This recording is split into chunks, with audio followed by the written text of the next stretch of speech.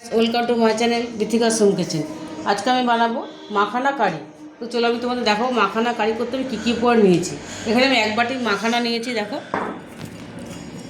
এক বাটি মাখানা নিয়েছি এখানে চৌকো করে কাটা পেঁয়াজ, অল্প চৌকো করে কাটা টমেটো, 3টে গোটা কাঁচা লঙ্কা, এখানে আছে 5-6 কোয়া রসুন, টমেটো কুচি, পেঁয়াজ কুচি, টক দই, একটুখানি শুকনো নারকেলের গুঁড়ো, মানে শুকনো নারকেল আর কি, শুকনো নারকেল নিয়েছি, চাল মগজ নিয়েছি, কসুরি মেথি, এখানে আছে সাদা তেল, সর্ষের তেল আর লবণ। মশলার মধ্যে নিয়েছি হলুদ গুঁড়ো, ঝাল লঙ্কার গুঁড়ো, জিরের গুঁড়ো, ধনের গুঁড়ো, কাশ্মীরের চিলি পাউডার, গরম মশলার গুঁড়ো আর সামান্য চিনি। এখানে ফোড়নের জন্য আমি নিয়েছি 2টো তেজপাতা, গোটা সাদা জিরে আর গোটা গরম মশলা। আর আমি এখানে নিয়েছি একটা মিক্সি, এই মিক্সিতে আমি কিছু মশলা পেস্ট করব। পেস্ট করার জন্য আমি দিয়ে দেবো এখানে পেঁয়াজ কুচি, টমেটোটা দিয়ে দেবো, এখানে চাল মগজ দিয়ে দেবো, টক দই,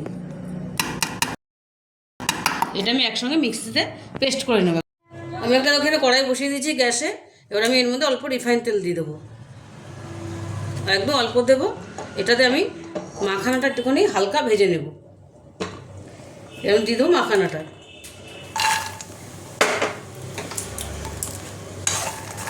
আমি হালকা ভেজে নেব।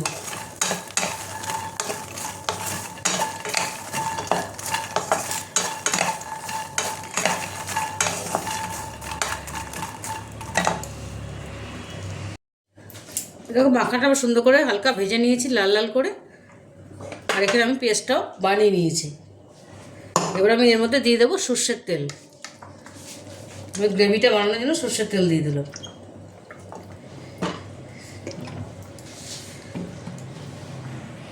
তেলটা আমার গরম হয়ে গেছে, এর মধ্যে আমি ফোড়নটা দিয়ে দেবো।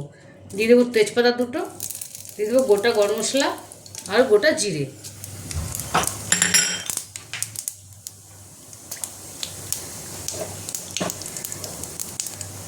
দিয়ে দেবো পেঁয়াজ কুচি। পেঁয়াজটা একটু লাল লাল ভেজে নেবো। পেঁয়াজটা আমার লাল লাল ভাজা হয়ে গেছে, এবার আমি এই পেস্টটা দিয়ে দেবো।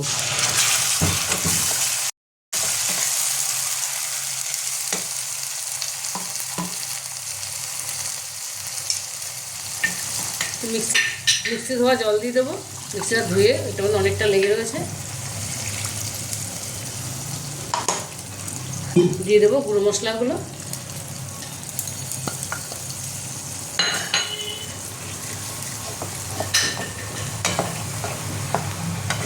দিয়ে দেবো নারকেলের গুঁড়োটা। এই নারকেলের গুঁড়োটা দিয়ে দিলাম, শুকনো গুঁড়োটা। এটা দিলে একটু খেতে ভালো লাগে, একটু অন্যরকম স্বাদ লাগে, টেস্ট লাগে। দিয়ে দেবো এবার লবণ, এই লবণ দিয়ে দিলাম পরিমাণ মতো।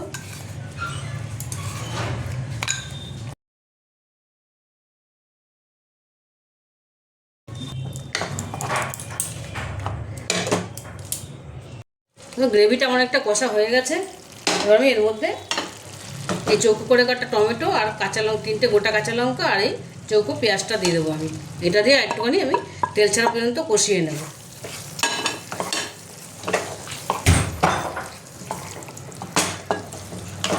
এই মাখানা কারিটা ভীষণই ভালো লাগে খেতে, খুব ভালো লাগে। এটা রুটি দিয়ে, পরোটা দিয়ে, ভাত দিয়েও ভালো লাগে। এটা ভীষণ টেস্ট হয়। এটা তোমরা অবশ্যই বাড়িতে এটা বানিয়ে দেখবে। এবার আমি তেল ছাড়া পর্যন্ত কষিয়ে নেব এটা।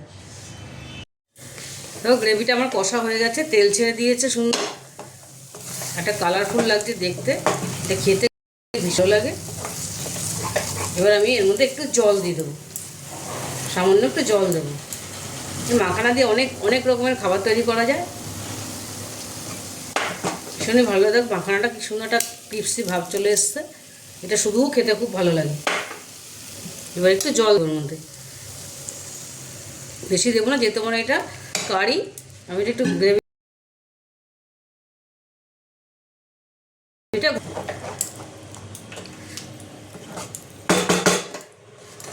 এবারে আমি এবার কসুরি মেথিটা দিয়ে দেবো।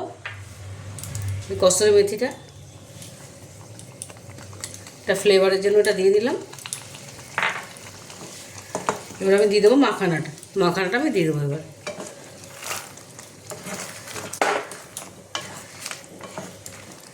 মাখানাটা দিয়ে একটুখানি ফুটিয়ে নেবো, আমি একটু ঢেকে দেবো।